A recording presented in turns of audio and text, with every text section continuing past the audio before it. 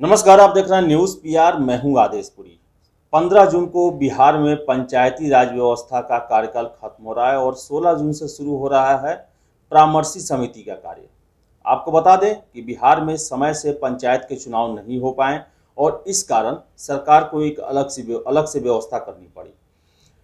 आपको बता दें कि ये चुनाव कार्यकाल खत्म होने के बाद क्या व्यवस्था रहेगी, इसको लेकर भी काफ़ी विवाद रहा।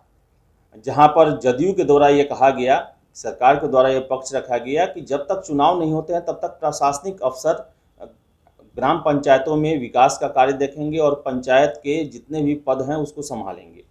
लेकिन विपक्ष के द्वारा इसका विरोध किया गया और साफ कहा गया कि इससे लोकतांत्रिक प्रक्रिया खतरे में आ सकती है और ज़रूरी है कि एक्सटेंशन दे दिया जाए, यानी कि जो भी मुखिया, सरपंच और जो भी प्रतिनिधि कार्य कर रहे हैं उन्हें आगे तक सेवा विस्तार दिया जाए जब तक कि नई चुनाव नहीं होती है। लेकिन अंततः सरकार ने बीच का रास्ता निकाला और परामर्शी समिति का गठन किया है। आपको बताते हैं कि 16 जून से ये परामर्शी समिति कैसे काम करेगी, क्या पद रहेंगे।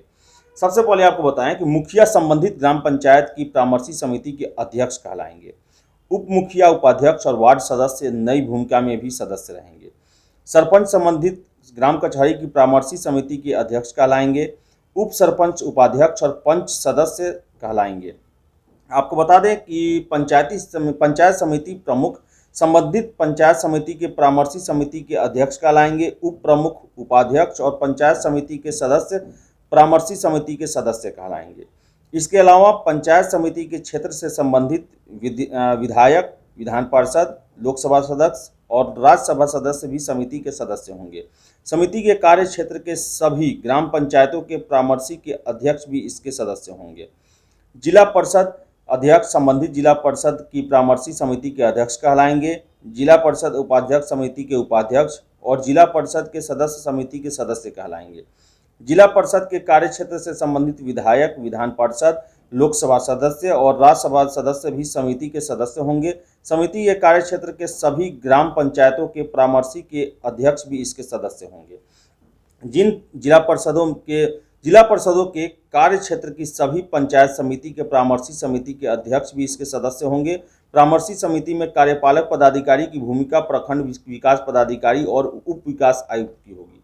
इसके अलावा आपको हम बताते चलें कि नई नियमावली को स्वीकृति मिलने के साथ यह स्पष्ट है कि 16 जून से ये सभी प्रतिनिधि बतौर परामर्शी समिति के अध्यक्ष, उपाध्यक्ष और सदस्य के रूप में काम करेंगे। पंचायती राज विभाग ने इस संबंध में आदेश जारी कर दिया है।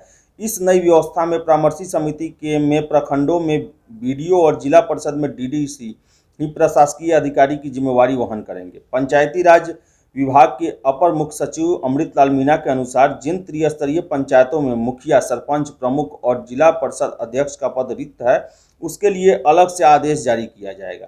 पंचायती राज मंत्री सम्राट चौधरी के अनुसार वर्तमान पंचायत प्रतिनिधियों को वर्तमान की तरह वेतन और भत्ता मिलता रहेगा। यह व्यवस्था आगामी चुनाव के बाद त्रिस्तरीय पंचायतों के गठन तक जारी रहेगी। पंचायती राज विभाग की जारी अधिसूचना के तहत त्रिस्तरीय राज्य संस्थाओं और ग्राम कचहरियों के लिए परामर्शी समिति के गठन को बिहार कैबिनेट ने मंजूरी दे दी है और इसके तहत ये व्यवस्थाएं की गई है जिसमें परामर्शी समिति के लिए अलग से सबका पद का नाम दिया गया है और ये बताया गया है कि पूर्ववत जो कार्य कर रहे थे प्रतिनिधि वो अब किस तरह कार्य करेंगे, उनका पद नाम क्या होगा। तो आपको बता दें कि बिहार में इस साल चुनाव समय पर नहीं हो पाया पंचायत का। इसका कारण विवादों से भरा रहा। आपको सबसे पहले बताएं कि बिहार में पहली बार फैसला लिया गया कि पंचायत चुनाव ईवीएम मशीन से लिया जाएगा और ईवीएम मशीन को लेकर ही राज्य और केंद्र निर्वाचन आयोग के बीच में विवाद फैला। यहाँ M3 जो इसका ईवीएम मशीन था उसको लेकर ही विवाद था। इसके लिए राज्य निर्वाचन आयोग को केंद्र निर्वाचन आयोग से एनओसी लेने की ज़रूरत थी, तभी ये ईवीएम मशीन सप्लाई होती। लेकिन केंद्र निर्वाचन आयोग ने इसके लिए एनओसी नहीं दिया। मामला इतना बढ़ा कि हाई कोर्ट तक गया। हाई कोर्ट ने कहा कि आप आपसी बातचीत से इसे सॉल्व करें। इसी बीच कोरोना की दूसरी लहर आ जाती है और सारी व्यवस्थाएं ठप हो जाती है और पंचायती चुनाव को 15 दिनों बाद समीक्षा कहकर टाल दिया जाता है। लेकिन बाद में भी स्थितियां ऐसी होती है कि चुनाव लेना संभव नहीं था और ऐसे में कार्यकाल खत्म हो रहा था और जो दलगत जो अपनी राजनीति जो है पंचायत चुनाव को लेकर बाहर आने लगी थी, सरकार जो है प्रशासनिक अफसरों के हाथ में जिम्मा सौंपना चाहती थी, तो वही विपक्ष जो है वो एक्सटेंशन की मांग कर रही थी। तो ऐसे में सरकार ने बीच का रास्ता निकाला है और परामर्शी समिति के तहत अब पंचायती व्यवस्था तब तक चलेगी जब तक कि चुनाव होकर नए प्रतिनिधि चुन के नहीं आ जाते हैं। तो देखने वाली बात है कि बिहार में चुनाव कब होता है। जो संभावनाएं जो अभी चल रही हैं उसके मुताबिक सितंबर में चांसेस है कि बिहार में पंचायत के चुनाव हों। तब तक के लिए ये परामर्शी समिति कार्य करेंगी और गांव में ग्राम पंचायतों में विकास के कार्यों को देखेंगी। तो फिलहाल इस वीडियो में इतना ही। वीडियो पसंद आए लाइक शेयर करें, हमारे चैनल न्यूज़ पीआर को सब्सक्राइब जरूर कर लें। धन्यवाद।